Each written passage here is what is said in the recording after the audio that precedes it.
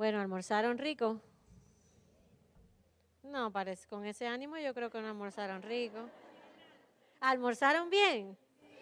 Ah, bueno, a lo mejor les confundí con la palabra. Es que yo le digo almuerzo y yo sé que en todos los lugares almuerzo no significa lo mismo. Lunch, todo el mundo sabe lo que es, ¿verdad? ¿Sabe cuál es el reto que tengo yo aquí ahora? Que ustedes no se duerman. Porque ahora la digestión, imagínense, así que vamos a ver, ¿verdad? La misión de le voy a dar una tarea a cada una. Mirar a la que está al lado. Y si usted ve que se está durmiendo, usted le da con el codo. Esa es la misión que tienen. Miren que las voy a estar mirando desde aquí arriba. Bueno, ¿qué es de lo que hemos tenido aquí en todo el salón y demás? ¿Qué es lo que se ha repetido por todas partes? ¿Qué cosa es algo que ustedes han visto en todos los lugares acá? ¿Cómo es? Mariposas, ¿verdad? Mariposas en todas partes, bueno, el de la portada del libro, mariposas en la decoración, o sea que el tema ha estado ahí presente. Y ya vamos a ver por qué. No sé si ustedes alguna vez han considerado el proceso por el que pasa una mariposa para convertirse en mariposa. Son 4 etapas. No es una clase de biología, pero creo que es interesante que veamos este proceso. El ciclo de la vida de la mariposa, pues, como es un insecto, ¿verdad? Comienza con un huevo. Si pudiéramos mirar ese huevo bien de cerca, en algunos casos, no en todos, pero en algunos casos se puede ver, son como medio transparentes. Y uno pudiera ver dentro las oruguitas que están creciendo. Ahora, la forma del huevo va a depender del tipo de oruga que esté creciendo dentro. Algunos huevos de mariposa son redondos, otros son más ovalados, algunos son lisos y otros tienen como estrías, ¿verdad? Son diferentes. Entonces ahí está el huevo. Por supuesto, cuando se cumple el tiempo, nace la oruga. Y ya yo tengo en mi cabeza la canción de Encanto sonándome de 2 oruguitas. ¿Cuántas vieron, si han visto la película? Cada vez que digo oruga, como que me viene la música de la película. Ahora, en esa etapa, cuando ya es una oruga, básicamente lo que hace la oruga, ¿sabe qué es? Comer. Todo ese tiempo, esa etapa va a ser comer. La oruga va a estar en una hojita, la hojita donde antes estaba el huevo, ahora está la oruga y va a estar comiendo.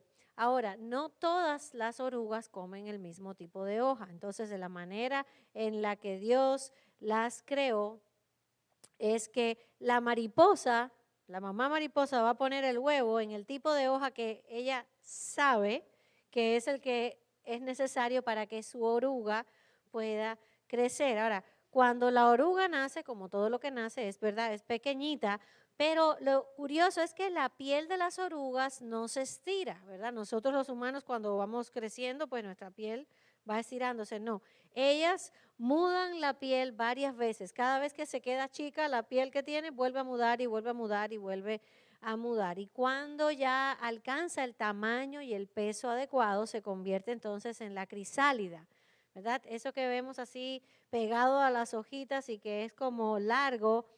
Y cuando uno mira una crisálida, uno pudiera pensar que adentro la futura mariposa, que ahora es oruga, simplemente está durmiendo cómoda en la casita, pero nada más lejos de la realidad, no está dormida. Ahí dentro está sufriendo un montón de cambios, cambios y cambios para que pueda llegar a ser mariposa y entonces desarrolla las alas, las patas y bueno, todo lo demás que constituye el cuerpo del insecto. Así que cuando ese proceso finalmente se completa, pues de esa envoltura que es como sedosa, ¿verdad? Es como un tipo de seda, sale por fin la mariposa. Cuando la mariposa sale de la crisálida, las alas están pegadas al cuerpo. ¿Y por qué? Porque así estuvo por varios días, ¿verdad?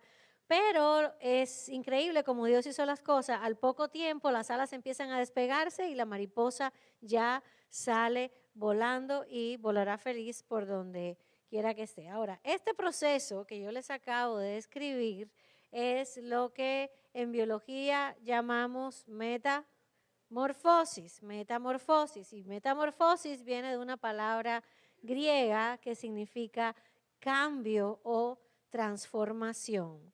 ¿Y por qué yo les estoy hablando de todo esto si usted y yo ni somos mariposas ni vamos a salir volando aunque querramos?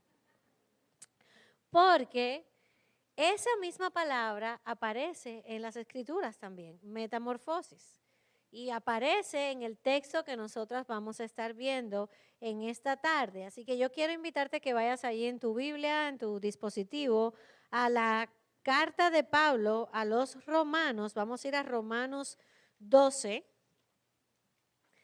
versículo 1 y 2. Vamos a estar en esos dos versículos. Son versículos muy conocidos en el libro de Romanos, si estás familiarizada con él. Algunas de ustedes tal vez incluso hayan memorizado Romanos 12, 1 y 2. Pero hoy yo lo que quiero hacer en esta sesión es que, como diríamos, ¿verdad? Que vamos a desmenuzar, vamos a sacarle el jugo a este pasaje. Dice la palabra de Dios. Por tanto, hermanos, les ruego, por las misericordias de Dios, que presenten sus cuerpos como sacrificio vivo y santo, aceptable a Dios, que es el culto racional de ustedes. Y no se adapten a este mundo, sino transfórmense mediante la renovación de su mente, para que verifiquen cuál es la voluntad de Dios, lo que es bueno y aceptable y perfecto. Vamos a orar. Señor, gracias una vez más. Qué bueno que podemos estar juntas para abrir tu palabra con toda libertad. Gracias porque tener tu palabra, Señor, es un privilegio y es un regalo que tú nos has hecho. Señor, que nunca perdamos el asombro ante esa verdad, que tenemos la palabra del Dios vivo, Señor. Te pido que ahora tú abras nuestros ojos, Señor, y que podamos ver las maravillas de tu ley, como dice el salmista. Alabo y bendigo tu nombre por lo que hasta aquí tú has hecho, Señor, porque sé que tú tienes un propósito en la vida de cada una de las mujeres que llegó a este lugar. Tú las trajiste con un propósito hasta aquí hoy, Señor, y yo te pido que así sea hecha tu voluntad en la vida de cada una de nosotras. Oramos en el nombre de Jesús. Amén. Bueno, la carta a los romanos, obviamente, como su nombre lo indica, fue escrita a la iglesia en Roma.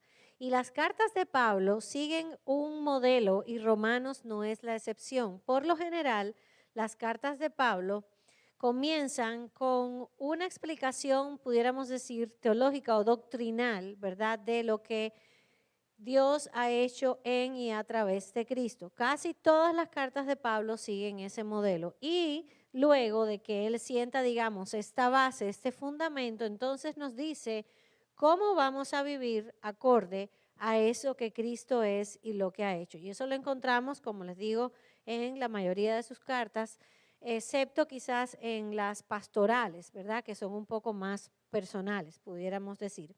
Ahora, ¿por qué les hablo de esto? Bueno, porque eso nos hace recordar, mis hermanas, que cuando nosotras estudiamos la palabra de Dios, no es para quedarnos solamente en el conocimiento, sino que ese conocimiento necesita ser aplicado a mi vida. Y ese modelo lo vemos en las cartas. Pablo enseña, pone la base y después les dice, y ahora en base a esto, así es como ustedes van a vivir. Y lo mismo sucede con nosotras.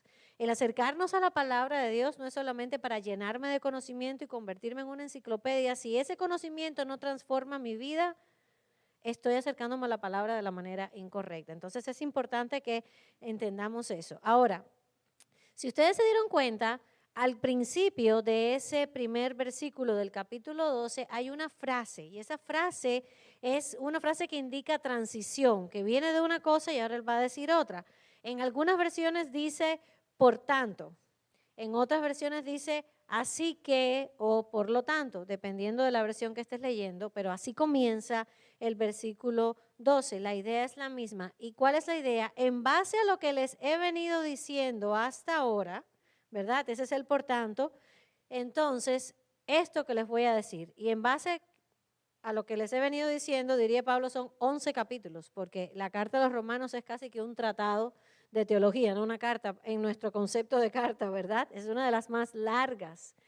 Y en esos primeros 11 capítulos, Pablo les estado diciendo algo que pudiera resumirse en esto. Él les ha dicho a sus lectores, Dios nos ha salvado por gracia y misericordia mediante la fe. Si nosotros pudiéramos resumir los primeros 11 capítulos de Romanos, ese es el resumen. Dios nos ha salvado por gracia y misericordia mediante la fe. Y entonces ahora al llegar al 12 les dice, por tanto, es decir, en respuesta a esta salvación que hemos recibido por gracia y misericordia, vamos a vivir de una manera diferente.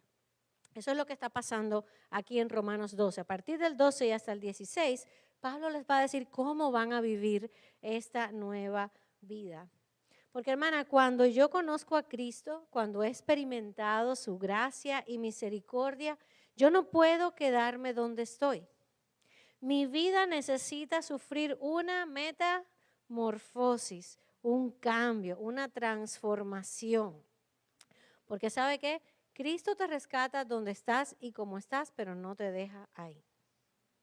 No te deja ahí. Nuestro Señor está en el negocio de la transformación, de transformar vidas. ¿Y por dónde empieza el proceso? Ese es nuestro primer punto basado aquí en Romanos 12:1.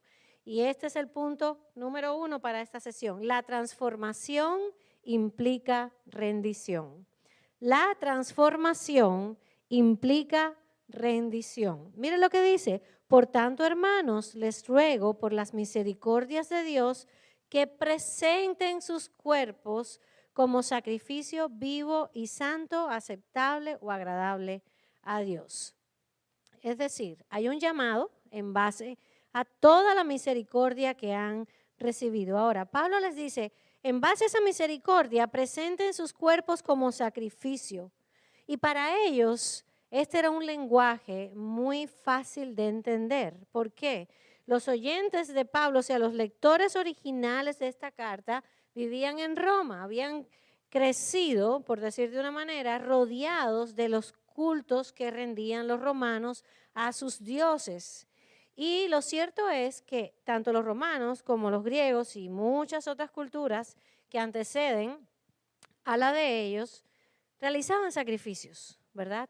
Algunos sacrificios de animales, otras incluso sacrificios humanos, con la misma idea. El sacrificio siempre era ¿para qué? Para buscar el favor de la deidad falsa esta que ellos tenían, ¿verdad? Estos dioses, buscar su favor, complacerlos, agradarles. Perdón. Y entonces Pablo les dice, ahora que ustedes han experimentado la misericordia de Dios en sus vidas, sean ustedes el sacrificio para Él. Sean ustedes mismos el sacrificio. Pero lo cierto es que ya no es necesario sacrificar un animal, ¿verdad? ¿Por qué? Porque Cristo fue nuestro sacrificio. Dios lo sacrificó a Él en una cruz para pagar de una vez y para siempre. Pablo dice, ahora el sacrificio son ustedes mismos. Presenten sus cuerpos. ¿Será literalmente? ¿Verdad? Claro que no. O sea, él no estaba queriendo decir, ahora tienen ustedes que morir en un altar literalmente. No, es la idea. ¿Cuál es entonces la idea? Presenta tu cuerpo, es decir, ríndete, entrega tu vida entera. Ya no hace falta un animal muerto de sacrificio, ahora hay un sacrificio vivo, que son ustedes mismos, sus vidas. Es decir, ofrecer a Dios todo lo que hacemos, lo cotidiano, la vida entera, no solo los domingos, sino cada uno de los días de nuestra vida. ¿Y por qué? ¿Por qué vivir de esa manera? Eso es lo que les venía diciendo. Dice, porque ustedes han sido rescatados por la misericordia de Dios. No pueden seguir viviendo de la misma manera. Tienen que responder a este sacrificio siendo ustedes ahora el sacrificio, porque eso es lo que le da adoración a Dios. Mira, regresa al pasaje para que podamos entender. El pasaje dice, les ruego por las misericordias de Dios que presenten sus cuerpos como sacrificio vivo y santo, agradable a Dios, que es vuestro culto, es decir, vuestra adoración. Hermana, adorar a Dios no es solamente cantar una canción. No es solamente lo que hacemos el domingo cuando nos reunimos como iglesia, donde sea que esté tu iglesia local.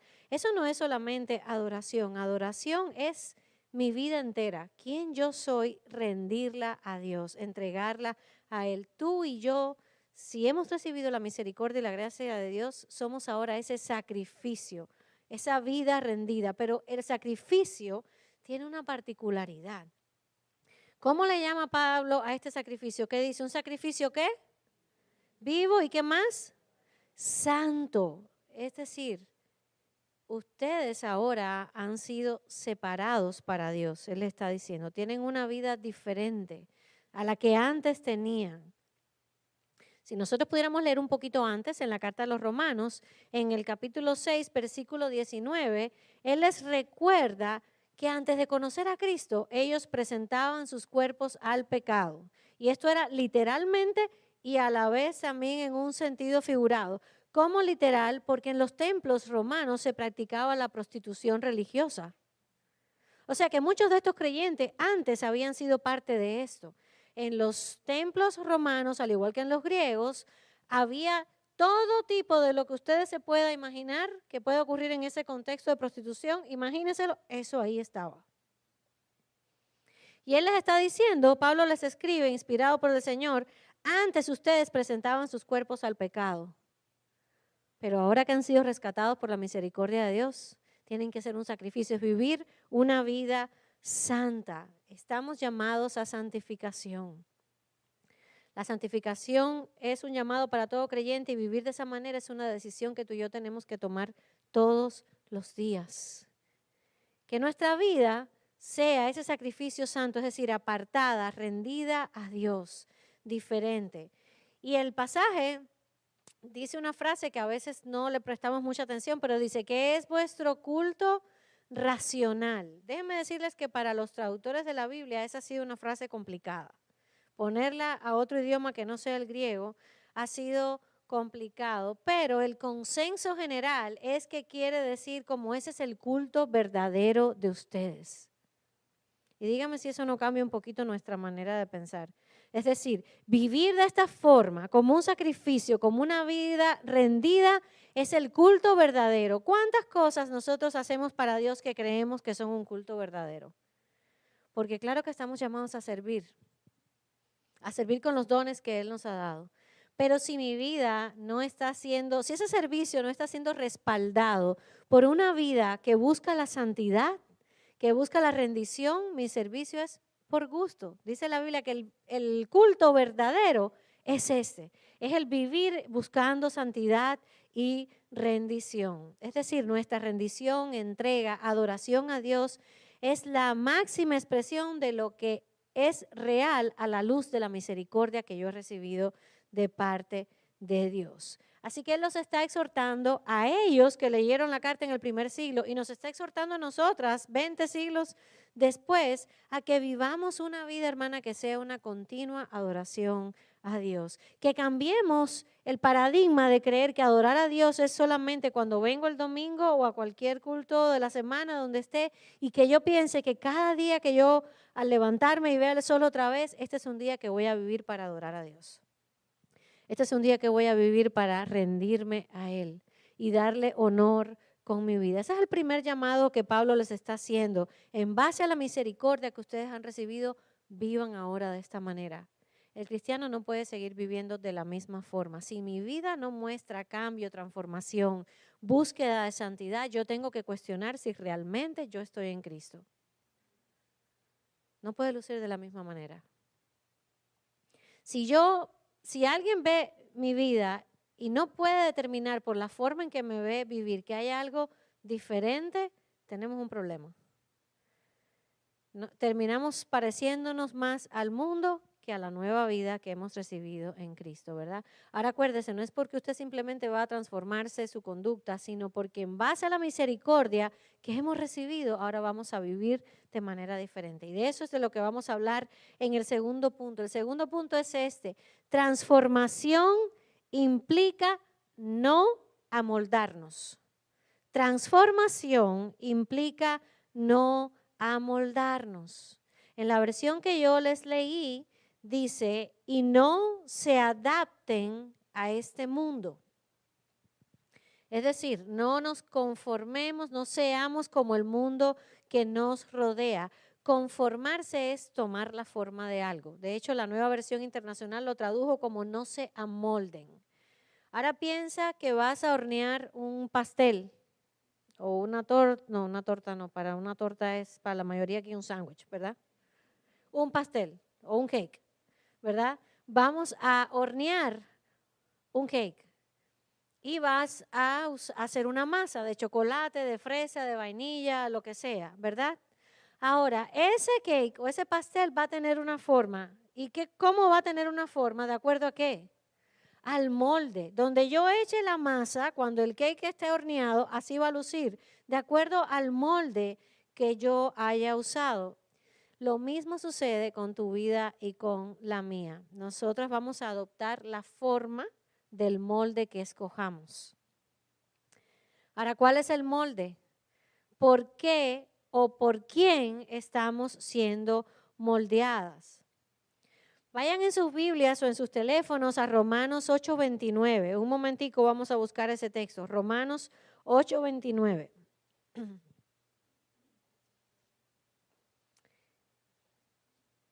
Y Romanos 8:29 dice,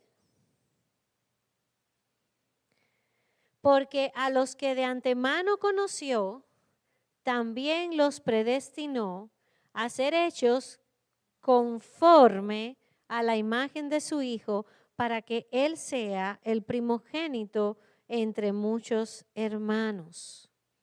Si te das cuenta, en este texto nos está diciendo Pablo que Dios desde el principio ha tenido un propósito con su pueblo. Y el propósito para este pueblo es conformarnos, moldearnos, no a algo, sino a alguien.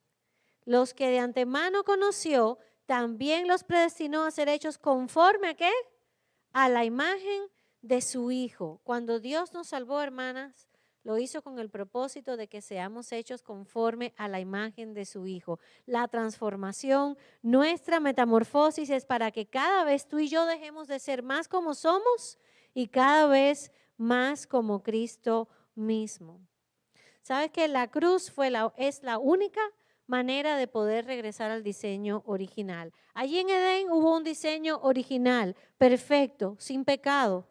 Pero cuando el pecado entra, ese diseño original es como que si estuviera ahora confuso, nublado, borroso. Y a través de Cristo nosotros estamos siendo llevadas al diseño original, conformadas a su imagen. Eso es lo que quiere decir, que dejemos de ser cada vez más como somos resultado del pecado y seamos cada vez más como Cristo en santidad. Por eso es que algunas versiones han traducido este texto y dicen no se adapten o no imiten, ¿verdad? Las costumbres de este mundo. ¿Sabe que eso es lo más fácil para nosotros? Amoldarnos o imitar las costumbres del mundo que nos rodea. ¿Sí o no? ¿Verdad que es más fácil? Eso es como que viene en nuestro ADN. Es lo más sencillo, ¿verdad? ¿Por qué? Porque el mundo que te rodea alienta la mentira. Y mentir es más fácil que decir la verdad muchas veces. El mundo que nos rodea invita al fraude, invita al divorcio. No te conviene el matrimonio, esta es la solución, el divorcio. El mundo que te rodea te propone como una solución tantas cosas, hermanas. El mundo que nos rodea nos invita a vivir en infidelidad, nos invita a vivir en pornografía y todo parece bien, porque todo el mundo lo hace.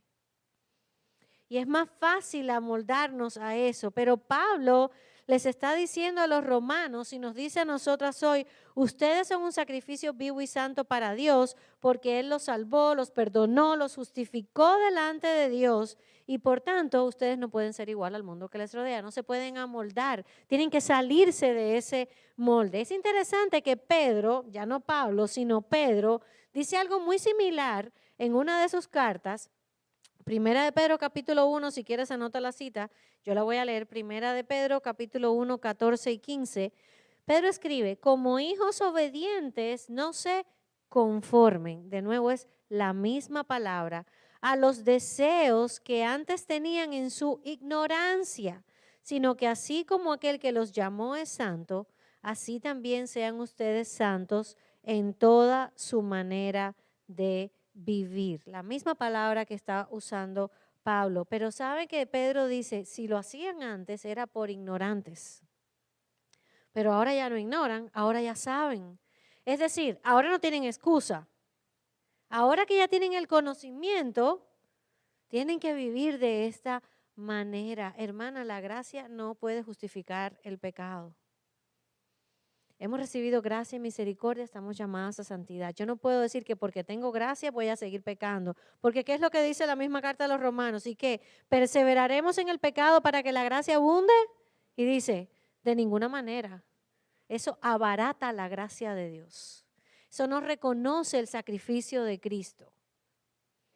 Por eso es que Pablo y Pedro están haciéndole este llamado a los creyentes. Es decir, antes no sabíamos, pero ahora que sabemos, estamos llamadas a vivir de esta manera. ¿Y por qué lo puedo hacer, hermana? Porque tú dirás, ¿de dónde saco la fuerza? La fuerza está en nosotras, ¿sabe por qué está? Porque el Espíritu de Dios vive en el creyente. Tú y yo no tenemos fuerza por nosotras mismas para vivir de esa manera. Y estoy segura que ya te has dado cuenta por si lo has intentado. Pero Cristo vive en nosotros en el Espíritu Santo y Él es el que nos da fuerza para decirle no al pecado. Por eso es que Pablo dice, el pecado no se enseñoreará más de ustedes. Es decir, ya no tiene poder. No quiere decir que no van a pecar más, lo que quiere decir es que no van a vivir esclavos del pecado si el Espíritu Santo está en ustedes. Y porque el Espíritu Santo vive en nosotras, nosotras podemos decirle no al pecado y buscar la santidad. De nuevo, no se trata de nuestra propia fuerza. Se trata de la fuerza de Él, pero no es misión imposible. Sí es posible en la fuerza del Señor. ¿Qué es vivir en santidad? Vamos a aterrizarlo. ¿Qué es vivir en santidad? Bueno, vivir en santidad es vivir una vida que busque reflejar el carácter de Dios. ¿Cómo es el carácter de Dios? Bueno, primero que nada es santo, ¿verdad? Apartado del mundo en el sentido de que no se deleita en el pecado. Es amor, es verdad, ¿verdad? Entonces, una vida en santidad es aquella que quiere agradar a Dios, que quiere obedecer a Dios. Nosotros no obedecemos para ganarnos el favor de Dios.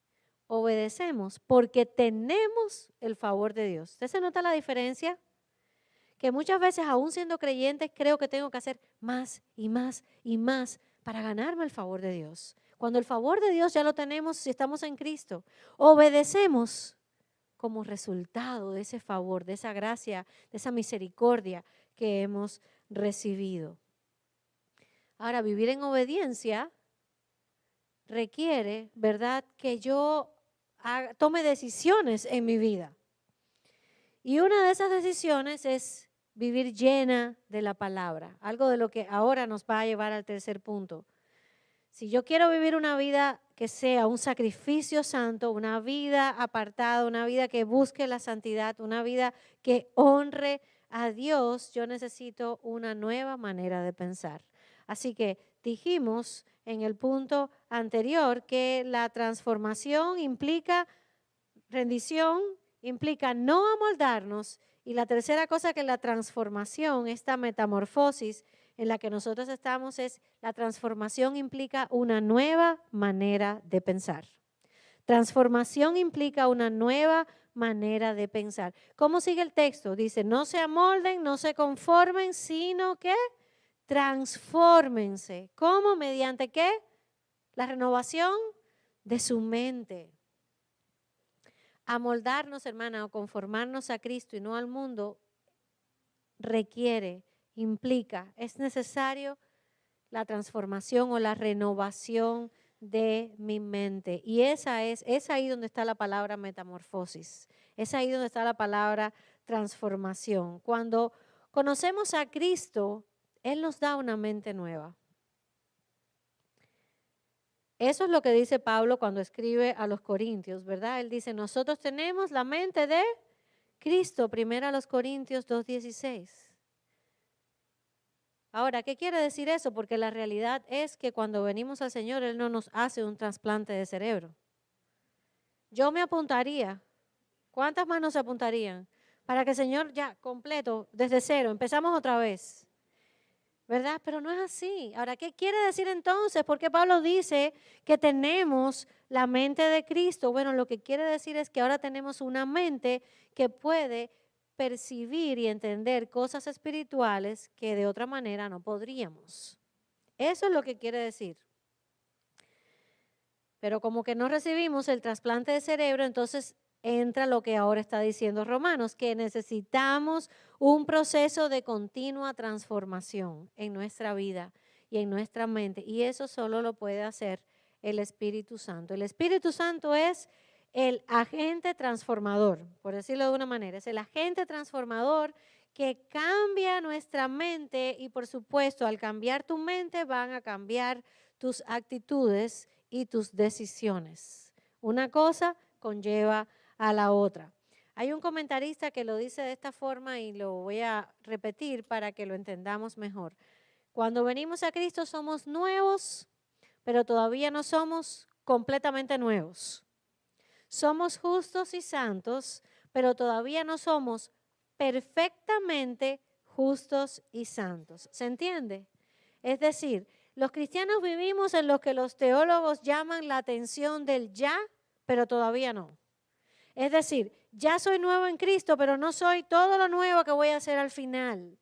Ya el Señor me ve como justa porque tengo la justicia de Cristo, pero todavía estoy en un proceso que me va a hacer justa como Cristo es. Ese es el proceso que se llama santificación y que ocurre en toda nuestra vida de este lado de la eternidad. El Señor está en un proceso de renovar, de transformar. ¿Y sabe qué? Renovar al final quiere decir llevar las cosas a su estado, hacerla nueva. Pero también quiere decir llevarla a su estado original. Y esa palabra, transformación, metamorfosis en el griego, es la misma que nosotras leemos en este otro texto. Anota la cita. Todo esto para que después, si quieres, en tu casa volverlo a leer y meditar y analizarlo. Segunda a los Corintios 3:18 dice, segunda a los Corintios 3:18 dice, pero todos nosotros, con el rostro descubierto, contemplando como en un espejo la gloria del Señor, estamos siendo transformados, metamorfosis, en la misma imagen de gloria en gloria, como por el Señor el Espíritu.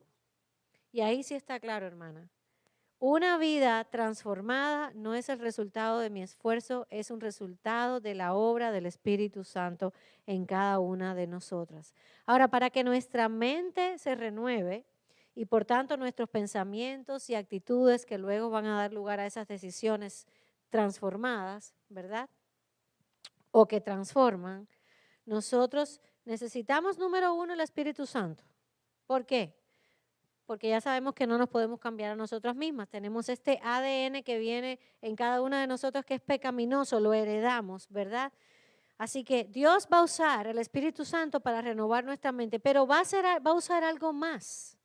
Y ese algo más es su palabra. El Espíritu es el agente transformador y la palabra de Dios es el medio que Él usa para esta transformación. ¿Cómo? A medida que yo conozco más la palabra, a medida que me lleno, que estudio, que medito en ella. ¿Sabe por qué? Porque lo que llene tu mente es lo que va a llenar tu corazón. Hay algo interesante que la ciencia nos enseña acerca de nuestra mente. Es fascinante. Nuestras neuronas crean caminos neuronales. Y les voy a explicar lo que eso quiere decir. No soy neuróloga ni esta es mi especialidad, pero es algo que he estado leyendo y me parece muy interesante y que nos ayuda a comprender esto mejor. Cada vez que nosotros tenemos una reacción ante algo, eso crea un camino neuronal. Por ejemplo, ¿quién le tiene miedo a las cucarachas? No le creo que sean tan poquita gente. ¿Quién le tiene miedo a las cucarachas aquí? La verdad que no le gustan las cucarachas. Ok, cuando tú ves una cucaracha, tu reacción por lo general va a ser, si no te gustan como a mí y te dan asco y todo lo demás, vas a dar un grito, ¿verdad? Vas a salir corriendo a buscar a alguien que mata a la cucaracha. ¿Sabes por qué? Y siempre vas a reaccionar de la misma manera porque se creó un camino neuronal. Cuando viene un determinado estímulo, ya tu cerebro sabe cómo va a responder y hace eso. Esto es muy sencillo. Es la misma cosa sucede con algo tan simple como lo de las cucarachas, como, por ejemplo, si viviste una mala experiencia y cada vez que te encuentres a algo que te recuerde esa mala experiencia, vas a reaccionar de la misma manera, porque tu mente ya creó un camino y va a ir siempre por ese mismo camino. ¿Por qué esta clase de neurología? ¿Por qué es importante? Porque ahora que estamos en Cristo necesitamos crear caminos diferentes en nuestro cerebro. Tu cerebro y el mío vienen acostumbrados a lo que aprendimos, lo que nos enseñaron, lo que tal vez recibimos de cosas que escuchamos, que vimos, que leímos. Y ahora que estoy en Cristo necesito crear en mi mente caminos diferentes. No puedo sola, por eso el Señor me ha dado el Espíritu Santo, pero no sé cómo hacerlo, por eso nos ha dado su palabra. La palabra de Dios es la herramienta que te va a ayudar en el proceso de transformación, de lo que Pablo está hablando en Romanos 12, que se renueve su mente, sus pensamientos. Esa es la idea. ¿Y cómo? Al cambiar los viejos pensamientos con pensamientos nuevos que vienen de la palabra de Dios. Esa es la idea. Por eso es que, por ejemplo, cuando Pablo le escribe a los filipenses, les dice, ustedes necesitan cambiar el enfoque. ¿Recuerdan cuando Pablo les escribe a los filipenses en el capítulo 4 y les dice, ahora una cosa más para terminar, ya como que está acabando la carta y les está diciendo, concéntrense, fíjese, en esta versión se tradujo así, concéntrense en todo lo que es verdadero, todo lo honorable, todo lo justo, todo lo puro, todo lo bello y todo lo admirable. Y para si alguien no entendió, les dice esto, piensen en cosas excelentes y dignas de alabanza. Es decir, tienen que cambiar su manera de pensar. Tienen que dejar de pensar en lo que antes llenaba su mente y pensar en aquello que sea digno de alabanza. Que sea excelente. Hermano, ¿y cómo hacemos eso? Tengo que llenarme de la palabra de Dios. Para que entonces mi mente esté llena de aquello que realmente es digno, excelente y honorable. La renovación comienza por aquello con que alimentamos nuestra mente. Lo voy a repetir porque esto es importante. La renovación comienza por aquello con lo que alimentamos nuestra mente. Mujeres, necesitamos alimentarnos de la palabra de Dios. Cuando pasamos demasiado tiempo llenando nuestra mente de basura, actuaremos bajo los moldes de este mundo. Y basura, léase televisión, radio, redes sociales, etc. No quiere decir que todo lo que hay en esos lugares es malo, pero nosotras tenemos que ser muy selectivas. Cuando mis hijos eran pequeños, yo les decía siempre esto, les decía, la mente es como una bolsa. Yo escojo lo que voy a echar en esa bolsa, pero una vez que esté dentro de la bolsa me va a costar mucho trabajo sacarlo. Entonces tenemos que ser muy selectivas en qué cosas yo voy a pensar, a qué cosas yo le voy a dar entrada a mi mente. Y nosotras vivimos en una generación que está siendo sobreestimulada constantemente, porque tenemos en la mano prácticamente el mundo entero, en un teléfono, ¿verdad? Las noticias de las que tal vez usted nunca se hubiera enterado qué pasó en Timbuktu, ahora usted se va a enterar porque tiene un celular. Y salió un influencer por allá que le está contando que quién sabe qué cosa. Y al mismo tiempo usted está viendo a su amiga que está paseando en el Caribe en un crucero mientras usted está en su casa trabajando. Y entonces ya no está contenta con estar en su casa porque ella está en el crucero y yo estoy aquí lavando platos. ¿Verdad? Y nos da risa, pero sabemos que si no somos cuidadosas, el consumo de todo este contenido va creando en nuestro corazón pensamientos que no son todo lo excelente y todo lo digno de alabanza. O tal vez usted está viendo la última novela del canal 23. ¿No? Aquí es 23 también. Bueno, Univisión. No quería decir, es que allá es 23. Univisión, y están poniéndole la última novela hecha en el país de la mayoría de ustedes. Y entonces, de pronto usted está enojada con el protagonista de la película o de la novela porque ¿Por qué quiere salir con la esposa que es una peleona y no se va con la secretaria que está tan bonita y es tan dulce? ¿Se da cuenta cómo nuestra mente ya empezó otra vez a cambiar el molde? Y por ahí, hermanas, tantas otras cosas más. ¿Sabe que la pornografía ya no es un problema solamente de los hombres? ¿Sabe que el porcentaje de cristianos que consume pornografía de una manera asidua es del 58 o 63%? No recuerdo los números, y no quiero dar uno por seguro, pero aunque sea el 4 o el 5, eso es muy triste. Pero no es solamente un problema de los hombres, se está dando un fenómeno grandísimo de mujeres consumiendo pornografía dentro y fuera de la iglesia. ¿Qué está llenando nuestra mente? Y por cierto, aprovecho, si estás batallando con algo de esto, busca ayuda. El pecado prospera en la oscuridad, pero muere cuando sale a la luz. Busca ayuda, no batalles sola. Con cualquiera de estas cosas que sea, busca ayuda, ayuda confiable, ayuda que sepas que te va a apuntar a Cristo, a la Escritura, y te va a ayudar a caminar. ¿Qué está llenando nuestra mente? Vivir como un sacrificio vivo y santo para Dios implica que no nos amoldemos y nuestra mente sea renovada, pero tenemos que ser proactivas en la renovación de la mente.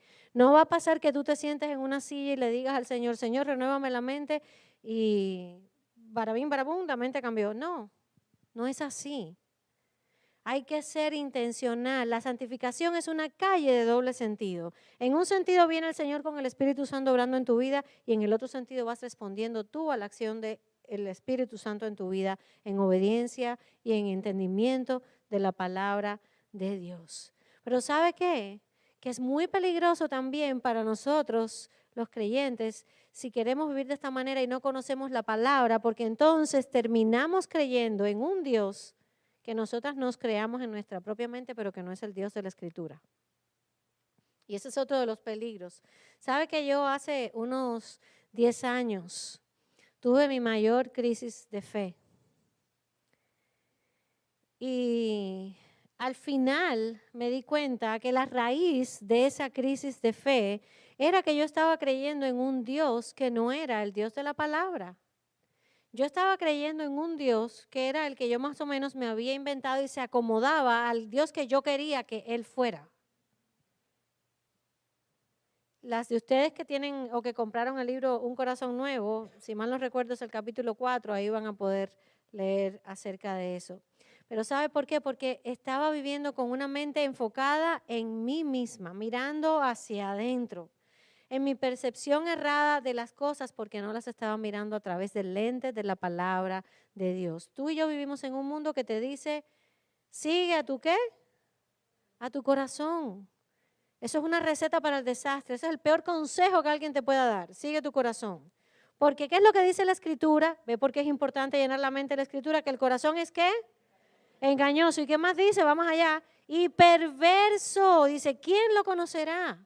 Entonces, ¿cómo yo voy a vivir siguiendo mi corazón? Si sigo mi corazón voy a caer en un abismo. Necesito conocer al Dios de la palabra. Quiero una mente renovada, quiero vivir una vida rendida a Él, yo tengo que ir a la palabra. Porque es que en la palabra es donde Él se revela, donde Él me dice quién Él es, lo que ama, lo que detesta. Por eso necesitamos la palabra.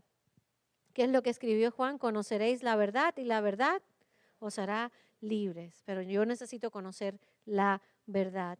Hermana, quiero animarte a que empieces a ver la Biblia como lo que es. La verdad revelada de Dios, que es poderosa. Por eso Hebreos dice, ¿verdad? Que la palabra de Dios es que es viva, es eficaz. Dice que es como una espada de dos filos que entra hasta llegar a los tuétanos, ¿verdad? Que transforma el alma. No es para destruirnos que lo hace, sino para cambiarnos, transformarnos, renovarnos. Y es ahí cuando mi vida y mis decisiones comienzan a lucir diferentes, porque están pasadas por el tamiz de la palabra de Dios.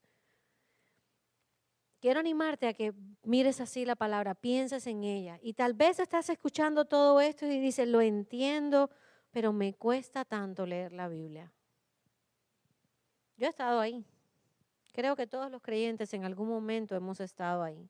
¿Sabes que hubo un momento de mi vida en que para mí leer la Biblia era yo tengo que marcar esta casilla porque se supone que los cristianos leemos la Biblia todos los días, así que déjame leerla y marcar la casillita que dice ya leí la Biblia hoy? Y hasta decirle al Señor, mira qué bien me estoy portando, ya leí la Biblia hoy. Y el Señor confrontó, hermana, este pecado de mi corazón. Y sabe que yo empecé a orar y le pedí al Señor, yo quiero amar tu palabra. Pon en mí el deseo de amar tu palabra.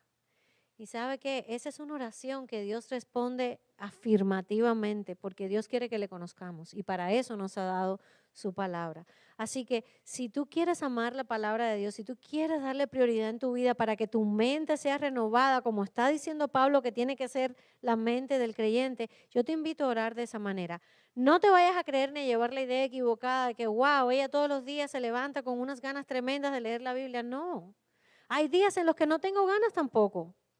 Los días en que no tengo ganas, hermana, he entendido que es los días que más lo necesito. Y también me pasa como a ti, hay días que me levanto con una lista tan larga de cosas por hacer que se me fue el leer la Biblia. El peligro está cuando ese día, eso pasa hoy y mañana y pasado y la semana que viene porque nos vamos secando por dentro. Y el mundo en el que estamos afuera vuelve a moldarnos, vuelve a moldarnos. Entonces quiero invitarte a que ores de esa manera. Empieza a orar, Señor, dame el deseo de leer la Biblia.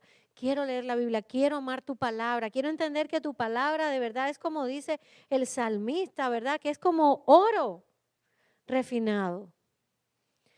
Pero, como mismo te decía ahorita, no te vayas a sentar en una silla, a abrir la Biblia y decir, Señor, dame deseos de leer la Biblia y quedarte ahí a ver si el deseo cae del cielo. No, después que oramos de esta manera, ¿sabes lo que hacemos? Abrimos y empezamos a leer. Y aunque no tengas muchos deseos, tú las vas leyendo y cree que el Señor va a ir dándote más hambre por su palabra, porque cuando probamos algo bueno, queremos más.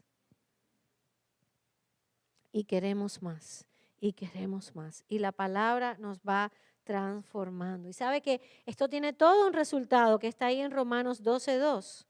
Dice, cuando nuestra mente ha sido renovada, ¿verdad? Da lugar a una vida transformada. ¿Y cuál es el resultado de eso?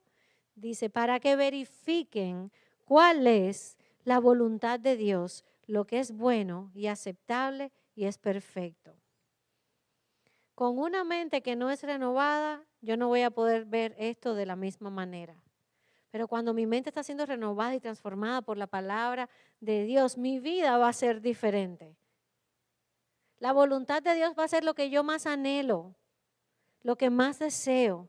Y voy a entender que sea lo que sea, es buena, es agradable y es perfecta. ¿Por qué? Porque ya mi mente ha sido transformada por el conocimiento de un Dios que es bueno siempre. De un Dios que es misericordioso, de un Dios que es inmutable, de un Dios que es soberano.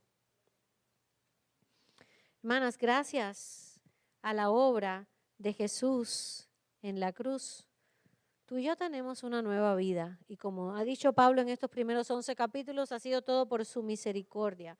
Y es por eso, como les he repetido una y otra vez, porque creo que es tan importante, que estamos llamadas a vivir en santidad y a no amoldarnos a este mundo. Entiende, mi hermana, que no podemos seguir viviendo como antes. Ha sido demasiada la misericordia y la gracia de Dios que hemos recibido, pero además el Señor nos dice claramente que tenemos que vivir en santidad porque Él es un Dios santo, santo, santo. Y sin santidad nadie verá al Señor. Gloria a Dios por Cristo. Nosotros nos escondemos detrás de su perfecta santidad, pero al mismo tiempo tenemos que perseguir vivir en esa santidad. Esa es nuestra metamorfosis. Si la de la oruga, es convertirse en mariposa, tu metamorfosis y mi metamorfosis como creyente es dejar de ser cada una más como es y ser cada día más como Cristo. En ese sentido nos está haciendo a cada una igual a la otra, con toda nuestra variedad, pero el objetivo es el mismo en todas. Es lo que quiero decir, que Cristo sea moldeado en nuestras vidas, que nuestras vidas sean cada vez un reflejo mayor de quién Él es. Y como decía Pablo a los Corintios, y esto va ocurriendo, ¿verdad? Paulatinamente, de gloria en gloria, necesitadísimas de la gracia de Dios. A veces sentiremos que estamos 3 pasos adelante, otras veces 2 pasos atrás. Pero tenemos la gracia de Dios para cada día y la esperanza que aquel que comenzó en nosotras la buena obra la va a perfeccionar para siempre, hasta el final, ¿verdad? La va a perfeccionar en nosotras. Así que espero que esto haya sido de ánimo y de exhortación para cada una de nosotras. Que si queremos vivir esa metamorfosis a la que hemos sido llamadas, entendamos que necesitamos rendirnos al Señor, al diario, cada día. Que nuestra rendición es un sinónimo de adoración a Dios, ¿verdad? Que además necesitamos entender que transformación implica esa mente renovada y que tu mente se va a renovar a medida que te dejes moldear más por la palabra de Dios. El Señor les bendiga.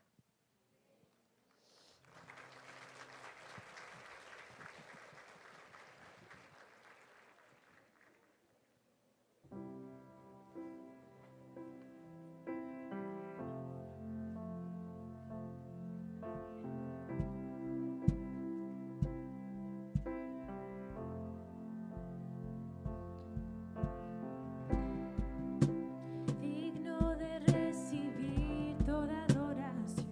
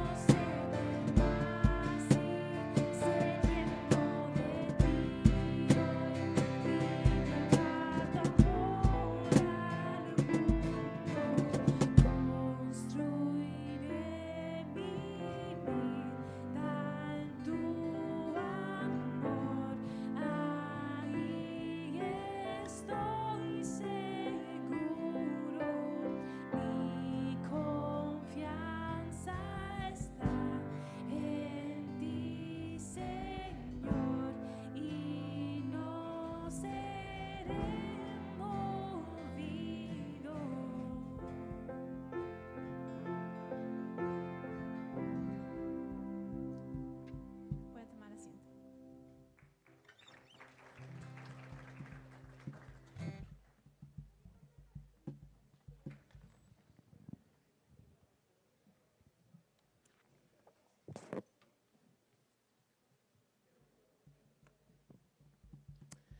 Bueno, damos gracias al Señor por su preciosa palabra que nunca regresa vacía, ¿verdad? Dice Hebreos 4:12 que la palabra de Dios es viva y eficaz y más cortante que toda espada de dos filos. Penetra hasta partir las coyunturas, los tuétanos y discierne los pensamientos y las intenciones del corazón. Gracias, hermana Wendy. Vamos a tener 10 minutitos nada más porque yo sé que necesitan salir al baño.